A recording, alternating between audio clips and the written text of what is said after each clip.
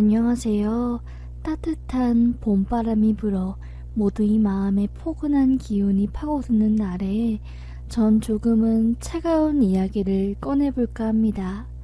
전 의사예요. 의사가 되느라 인생의 모든 것을 쏟아부었다고 장담했지만 이번 일을 통해서 의사 과정은 아무것도 아니라는 걸 알게 되었네요. 남편 놈 아주 추악하게 복수를 해버렸거든요. 내 이야기 지금부터 시작하겠습니다. 저와 남편은 CC였어요. 그러니까 대학 커플이었죠. 남편은 정신과 의사, 전 산부인과 의사예요. 사실 인턴과 레지던트 과정이 너무너무 힘드니까 사람 만날 기회도 별로 없고 같은 직종이 아닌 사람을 만나면 삶의 패턴이 불편해서 많이 힘들어요. 둘 중 한 사람이 지쳐서 포기하고 나가 떨어지는 일이 다반사니까요. 그래서 저희 동기 중 절반은 같은 과 선배나 후배와 결혼했습니다. 저도 평범하게 그런 과정을 걸쳐서 CC에서 부부가 된 거죠. 처음에 저희 정말 행복했어요. 남편은 정신과 의사답게 사람의 말을 한없이 잘 들어주고 너무나 따뜻했죠. 제가 지쳐서 집에 도착해 쓰러질 때면 제 발부터 시작해서 온몸을 1시간 넘게 마사지 해주는 사람이었어요. 자기도 충분히 힘들 텐데 본인이 힘든 것은 뒷전으로 하고 저에게 사랑을 준 거죠. 그렇게 저희는 신뢰를 쌓았고 점점 단단한 부부 사이를 만들어갔습니다. 아이를 좋아했던 전 무척이나 아이를 가지고 싶어 했지만 일이 고되어 유산을 반복하던 도중 결국 불임에 가까운 몸이 되고 말았어요. 내 자신을 가장 잘 돌보고 또 의학 관련 지식을 누구보다 잘 아는 제가 결국 알면서도 저를 등한시한 채로 불임인 몸이 되게 된 거죠. 얼마나 절망스럽고 힘들었는지 몰라요. 그때는 남편도 실망을 많이 했거든요. 아이를 무척이나 가지고 싶어 했었어요. 사실 난 아이를 못 가지는데 내 병원에 오는 환자분들은 거의 다 임신을 하시거나 준비하시는 분들이니 그런 분들을 마주할 때마다 상처가 다시 올라오는 듯 했어요. 급기야 제가 심지어 우울증 증세를 보이고 출근하기 전에 눈물이 줄줄 흘러 멈추지가 않는 지경이 되었습니다. 절 본 남편은 급격하게 동료 정신과 의사에게 부탁을 해 저희 진료 예약을 해주었습니다. 결과는 당연히 우울증이고 스트레스 지수가 정말 심한 상태라고 하더라고요. 누구보다 의학 지식을 많이 알고 또 스트레스가 얼마나 몸에 안 좋은지 아는 의사들이 가장 자기 몸을 안 챙겨요. 환자한테 건강 챙기라고 말하면, 약 먹으라고 말하면 뭐 하나요? 늦지 않았으니 이제라도 내 자신을 잘 챙기세요. 내가 없으면 아이가 있으나마나 소용없습니다. 하고 말했죠. 전 너무너무 그 말이 위로가 되었어요. 그래, 그 누구보다 내가 먼저지. 나도 못 케어하는데 내가 아이를 왜 낳아? 그래, 날 위한 삶을 살자. 결심했습니다. 이미 아이를 가질 수 없는 몸이 된 제가 할 수 있는 방법은 그래도 절 찾아오는 환자분들을 위해 최선을 다해 진료를 보는 일이었어요. 남편에게도 말했죠. 여보야가 실망한 거 다 알아. 내가 아예 못 가지니까. 나도 참 많이 힘들었어. 그런데 어쩔 수 없는 것 같아. 이젠 가질 수 없는 아이에 대해 생각하며 미련을 가지고 우리 사이가 서먹해지는 것보다는 지금 우리 관계에 집중하는 게 좋을 것 같아. 나도 마음을 고쳐먹고 다시 병원을 나가니까 일하는 게 행복해. 그래, 여보. 난 당신의 행복한 게 내 행복이야. 무리하지 말고. 솔직히 아이도 여보가 행복하지 않으면 필요 없어. 난 당신이 뭐래도 당신 편이야. 사랑해. 라고 하더라고요. 너무나 고마웠죠.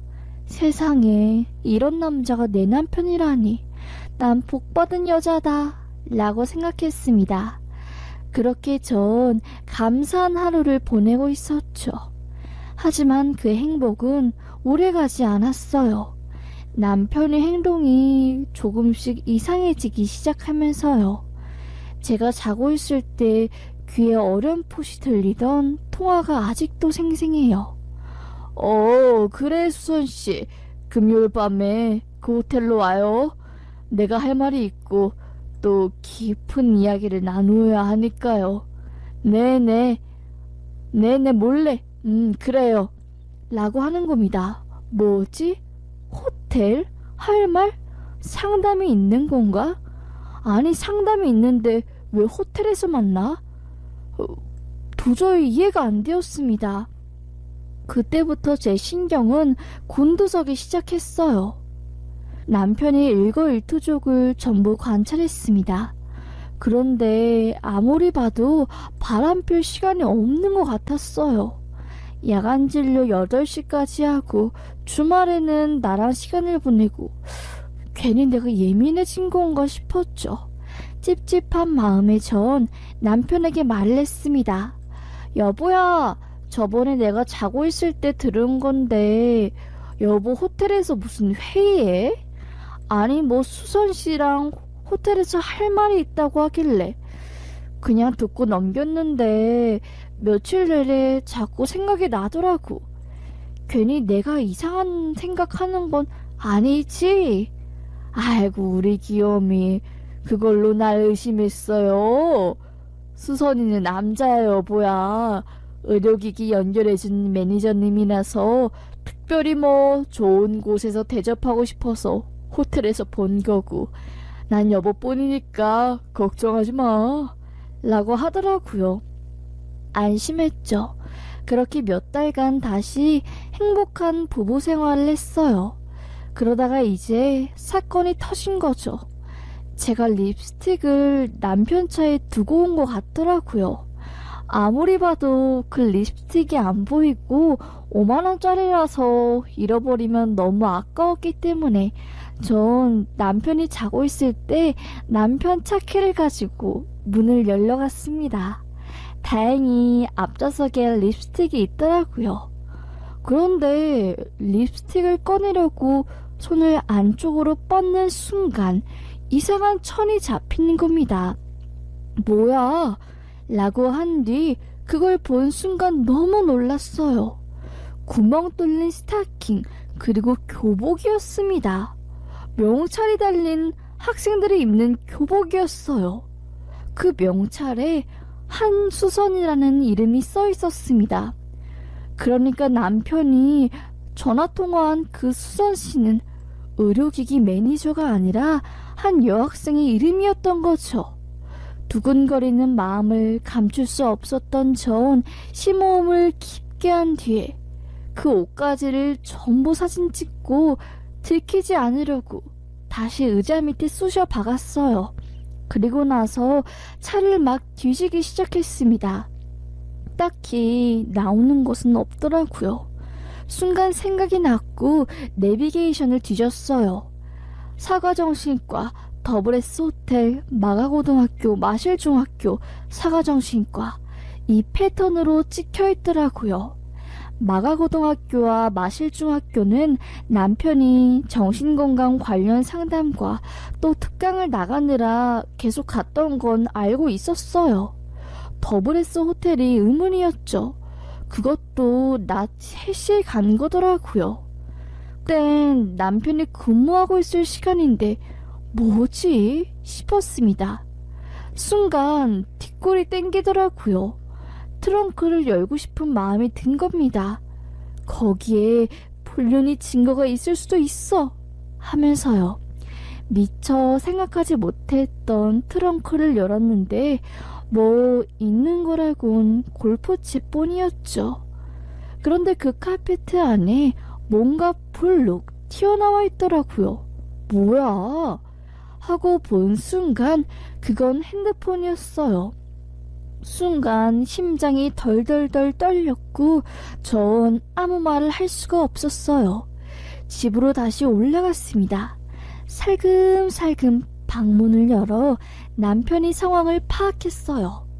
남편은 다행히 세상 모르게 쿨쿨 자고 있었고 전 시간을 어느 정도 벌었다고 생각해 다시 남편의 차로 내려가 그 핸드폰을 꺼냈습니다. 핸드폰을 연 순간 카톡이 띠링띠링 오더라고요. 뭐해요 오빠? 라는 카톡이었죠. 어떤 년이야? 하고 클릭하려는 순간 배터리가 1% 남았고 전원이 꺼졌어요. 안 돼! 라고 소리치며 편의점으로 달려갔고 급속 핸드폰 충전을 맡겼습니다. 시간이 흐를수록 애가 타고 빨리 봐야 하는데 싶었어요. 10% 정도 충전이 되었을 때 전 다시 핸드폰을 찾아 열었고 카톡 대화 목록을 쫙 올려보았습니다. 충격이었어요. 남편이 소름 끼치는 말들이 줄을 이었습니다. 쌤이랑 오늘 재밌는 거 하자. 더블S 호텔 예약했으니까 옷 갈아입고 와. 교복 입고 오지 말고. 그리고 차에 너 교복 있다. 다음 주에 다시 가져가. 아우, 우리 마누라는 늙어서 애 못 가지는데 너랑 결혼하고 싶다. 너처럼 젊고 푸릇하고 생기 있는 애가 난 좋다. 너만 보면 내가 다시 젊어지는 기분이야. 넌 나 때문에 기가 빨리지? 하하하. 그래, 정신과 의사는 이런 게 좋아. 사실 너와 나의 관계는 하면서 뒷부분을 읽으려고 하는데 순간 제 핸드폰으로 남편의 연락이 온 겁니다. 심장이 두근대서 튕겨나가는 줄 알았고 전 겨우 부여잡은 뒤 태연하게 전화를 받았어요. 여보야, 어디야? 방금 일어났는데 왜 없어? 아우, 배고파. 우리 뭐 먹자. 어디 약속 있어? 아니, 그게 아니라, 나 갑자기 생리가 터져서 편의점에 생리대 사러 왔어. 금방 올라갈게. 외식하자, 오늘은. 라고 했습니다. 정말 구사일생으로 변명을 했고, 전 그렇게 뒷부분을 제대로 읽지도 못한 채로 그 핸드폰 전원을 꺼 트렁크 카페트 아래에 두었습니다. 머릿속 내내 맴돌았죠. 너와 나의 관계는 그 뒷부분이 궁금해서 미치는 줄 알았습니다. 태연하게 저에게 자상한 척을 하며 밖에 나가 외식을 하는 남편의 얼굴에 죽방을 날리고 싶었습니다. 잘생겨 보였던 남편이 고기를 처먹는 모습을 보니까 그 젓가락을 콧구멍에 넣어버리고 싶더라고요. 어떻게 저런 식으로 개걸스럽게 밥을 먹을까? 귀여워 보였던 살덩이도 그냥 역겨운 지방처럼 보였습니다. 제가 식은땀을 흘리고 고기를 잘 안 집어 먹으니까 남편은 여보, 왜 안 먹어? 하면서 제 입에 한 조각 넣어주더라고요. 네 역겨운 이중우 생활 때문에 못 먹는다 칵 하면서 그놈 오리주댕이를 꼭 꼬집고 싶었지만 일단 더 확실한 증거를 모으기 위해서 전 모든 걸 감추었어요. 아니야. 그냥 갑자기 어지럽네. 오늘 집에 좀 일찍 가서 쉬어야겠다. 하고 얼버무렸습니다. 집에 간 전 일단 생각했죠. 분명히 남편이 만나는 그 아이는 정신과 환자인 것 같았습니다. 조금 더 정보가 필요했어요. 급하게 집으로 올라가느라 그 카톡본도 사진 못 찍었고요. 머리를 굴린 전 남편의 병원에 잠입하기로 마음을 먹었습니다. 퇴근을 하고 병원 문을 닫은 남편이 병원을 몰래 쳐들어가려고 했던 거죠. 개원할 때 제가 전부 손봤고 진료 차트도 제가 다 번호 설정해놨기 때문에 그 병원은 제 손바닥 안에 있었어요.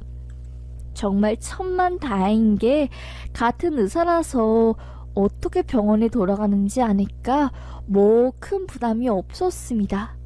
아주 날이 좋은 날, 전 남편이 병원에 잠입했습니다. 남편이 그날 저녁 고등 동창들을 만나서 술을 먹고 온다고 했거든요. 하필 거기 카운터쌤이 30분 일찍 퇴근해야 해서 제가 반차를 내고 병원 마감을 했고요. 저한텐 아주 적기였죠. 컴퓨터가 다 켜져 있는 상태에서 남편만 나갔으니까 병원은 제 거였습니다. 그렇게 남편은 퇴근하고 모든 사람이 나가 있을 때 전 남편의 의료실을 들어갔습니다. 모니터를 켜고 환자 진료부 기록장에 이제 비밀번호와 아이디를 누른 뒤 접속하려고 하는데 갑자기 여보! 라는 소리가 들리는 겁니다. 남편이었어요. 깜짝 놀란 전 급한 대로 모니터만 끈 뒤에 후다닥 정신과 안쪽 문을 통해 다시 진료실로 나갔습니다. 남편은 여보 아직도 안 갔어? 뭐야? 나 그게 아니라 차키를 두고 와서 내가 바보인가 봐. 요즘 왜 이렇게 깜빡하지? 요 안에 먼지가 많이 쌓여있길래 쓸어내느라 그런 거지. 기관지 안 좋잖아. 나 신경 쓰지 말고 빨리 가. 벌써 6시 넘었어. 벌써? 이거 늦었겠다. 큰일 났다. 여보, 마무리 잘해줘. 고마워. 하면서 차키를 챙겨 나가더라고요. 너무 놀란 가슴을 쓸어낸 뒤 전 아예 밖에 문을 걸어 잠궜습니다. 그리고 정말 안심한 뒤에 이제 남편의 진료기록부를 켜서 보았어요. 수선이라는 이름을 검색하자 쪼르르륵 환자의 히스토리가 나오더라고요. 뭐지 싶었습니다. 20살이 채 안 되었던 아이였어요.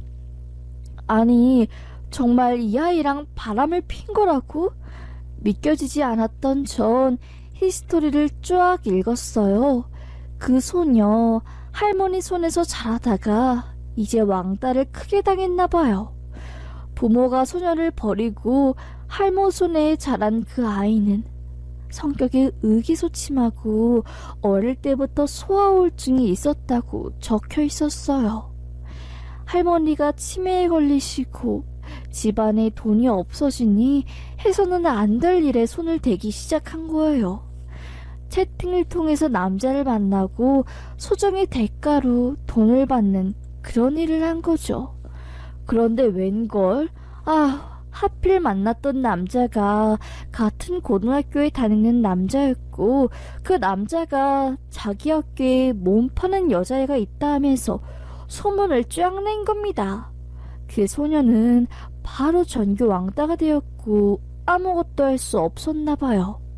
너무 고통스러워서 손목을 긋기 시작했고 담임쌤이 이 사실을 알게 되어 학교 연계정신과에 그 소녀를 보낸 거죠. 그런데 그런 소녀랑 남편이 바람이라니요. 이건 가당치도 않았어요. 내 남편이 아무리 파렴치해도 이건 이럴 수가 없었습니다. 의심이 꼬리를 문 전 이 히스토리로 전부를 파악하기 힘들다고 생각했어요. 남편의 트렁크, 그 핸드폰을 다시 꺼내야 했습니다. 그날 밤 새벽 1시가 넘는 시각 대리를 불러 집에 도착한 남편은 깊은 잠에 들었어요.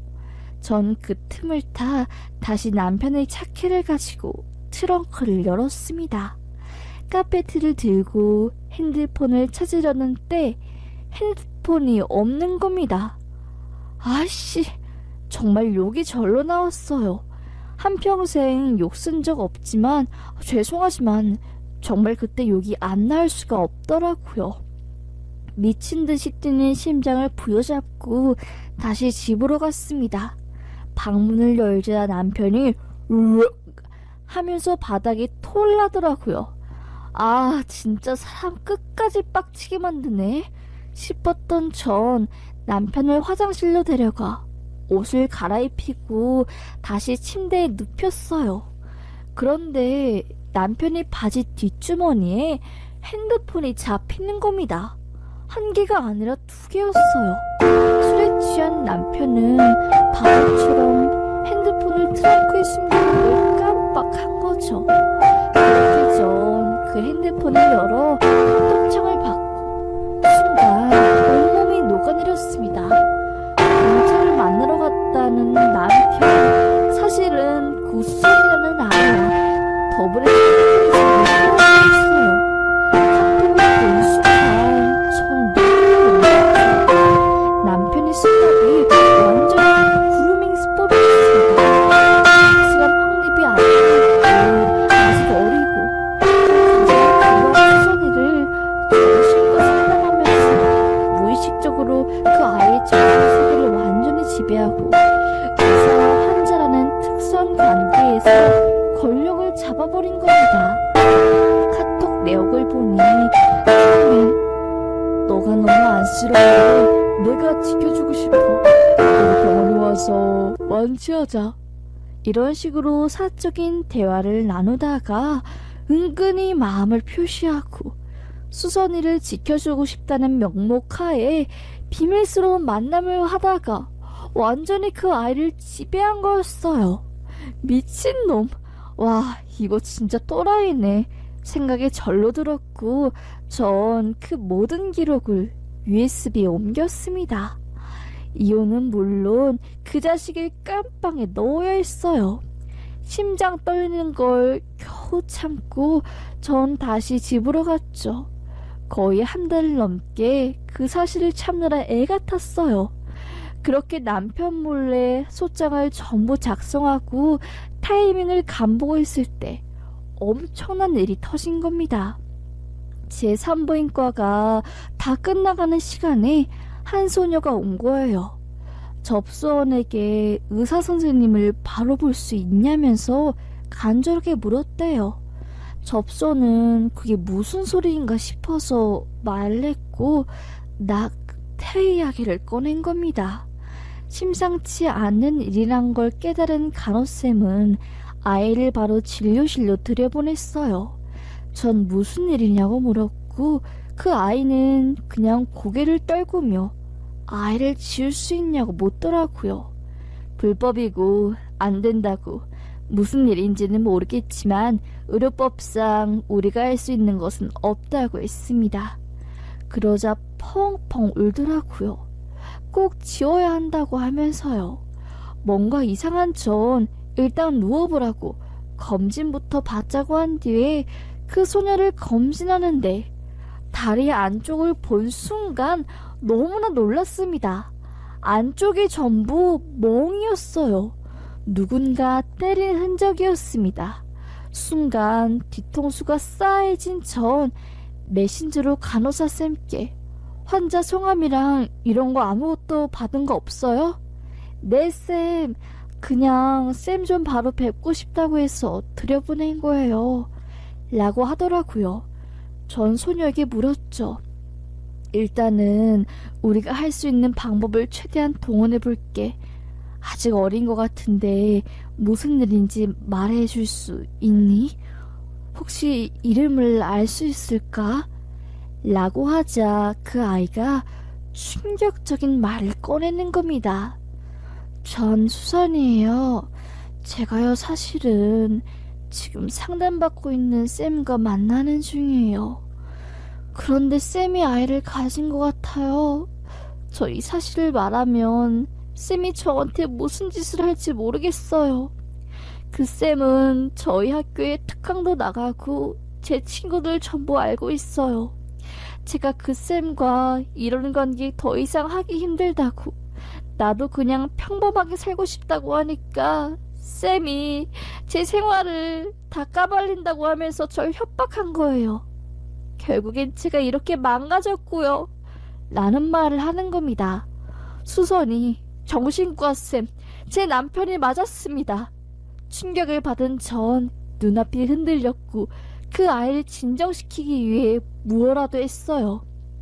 일단 간호사쌤께 물을 좀 가져오라고 한 뒤 그녀에게 물을 먹이고 침착하게 만들었습니다.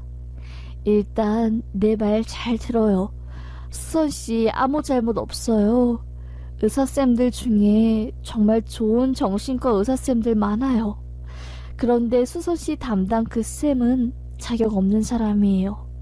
의사 자격이 없는 사람에게 수선씨가 간 거고 이런 일이 생긴 거예요.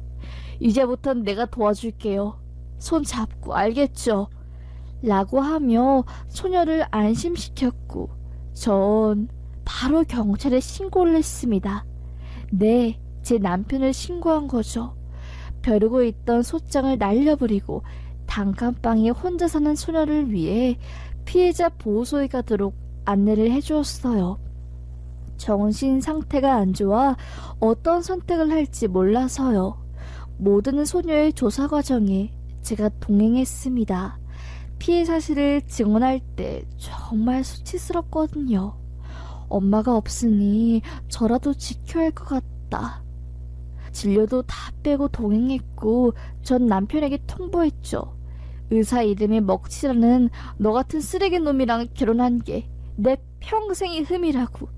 넌 내 집에서 꺼지라고 한 뒤 비밀번호도 바꾸고 남편의 흔적이 담긴 모든 물건들을 싹 다 퀵으로 시댁에 보내버렸습니다. 영문을 모르는 남편은 왜 그래 자기야 하면서 당황했고 전 말했죠. 왜 그래 자기야? 너 아무것도 모르는 소녀한테 더러운 짓거리 했잖아. 이제 벌 받아야지 안 그래? 라고 한 뒤 소장 날린 걸 보여줬고 남편은 거품을 물며 어떻게 알았어? 하더라고요. 주걱으로 얼굴을 때리며 그냥 빨리 내 집에서 나가 했죠. 결국 남편 구속되었어요. 철컹철컹 끌려간 거죠. 남편이 정신과 병원은 소문이 쫙 나서 바로 문을 닫았고요. 그 소녀는 힘겹게 모든 걸 증언했죠. 전 틈틈이 말했습니다. 너가 그런 선택을 한 것도 너희 잘못이 아니야. 만약에 너가 좋은 가정에서 자랐다면 절대 이런 선택을 하지 않았을 거야. 환경이 널 만든 거야. 아줌마가 이제부터 도와줄게. 너 검정고시 보는 것도 다 도와줄 거고 건강한 어른이 될 수 있도록 아낌없이 지원해 줄 거야. 정말 미안해. 내 남편이 그랬다는 것에 난 너무 화가 나고 그래서 더더욱 철저하게 수선 너의 편이 될 거야. 한 뒤 손을 꼭 잡았습니다. 정말 피해 사실을 되새김질하기 힘들었을 텐데 더구나 그루밍 수법이라는 범죄 사실을 증명하기 위해 수차례 정신감정도 받아야 하는데 그 힘든 과정을 다 견뎌낸 수선이가 너무나 고마웠어요. 당연히 남편은 1심에서 21년 징역에 떨어졌습니다. 죄질이 너무 나빴기 때문이죠. 정신적으로 취약한 환자를 그런 식으로, 게다가 학생인 아이를, 남편은 금고형에 처해졌고 의료와 관련된 일로 형을 받은 것이기 때문에 아주 다행히도 의사 자격증 박탈되었습니다. 만에 하나 그 카르텔 단단한 의협이 남편 자격증을 파면 안 했으면 저 학교 동기들과 시위라도 할 작정이었어요. 결국 남편은 잘 나가는 전문직에서 한순간에 범죄자, 그것도 제일 악질인 그런 범죄를 저지른 쓰레기 같은 놈이 되었습니다. 병원은 당연히 폐업을 했고요. 수선이는 한동안 힘들어해서 살이 10kg나 빠졌어요. 30kg대가 된 거죠. 너무나 마음이 아팠어요. 같은 여자로서 그리고 어른으로서 아이를 지켜주지 못해 미안했습니다. 전 아는 분들을 통해 정말 믿을 만한 분께 수선이를 데려가 상담도 받게 하고 정말 정상적인 치료를 받게 했어요. 그리고 더 이상 학교를 다니는 건 힘들 것 같아 자퇴를 내고 검정고시를 볼 수 있게끔 도와줬습니다. 수선이가 다시 펜을 잡기까지 꼬박 2년이 걸렸어요. 그동안 너무 불안해서 악몽도 많이 꾸고 공부는커녕 살아있는 것 자체가 다행이었거든요. 그렇게 기다린 끝에 수선이는 고등학교 졸업장을 따냈고 전 정말 내 딸이 시험에 합격한 것처럼 기뻤습니다. 그 순간 생각이 들었죠. 그래, 불임인 내게 이 아이가 다가온 것은 어쩌면 하늘의 뜻인지도 몰라. 수선이가 결혼해서 마음의 안정을 찾을 때까지는 내가 그 아이를 지켜줘야겠다. 마음을 먹었고 전 수선이의 후원자가 되기로 했죠. 그렇게 전 수선이를 지켜주는 수호천사가 되었고 수선이는 다행히 마음을 많이 회복하고 하고 싶어 했던 동화책 만드는 일을 하기 시작했습니다. 그림도 배우고 또 동화책 만드는 학교, 배움터가 있더라고요.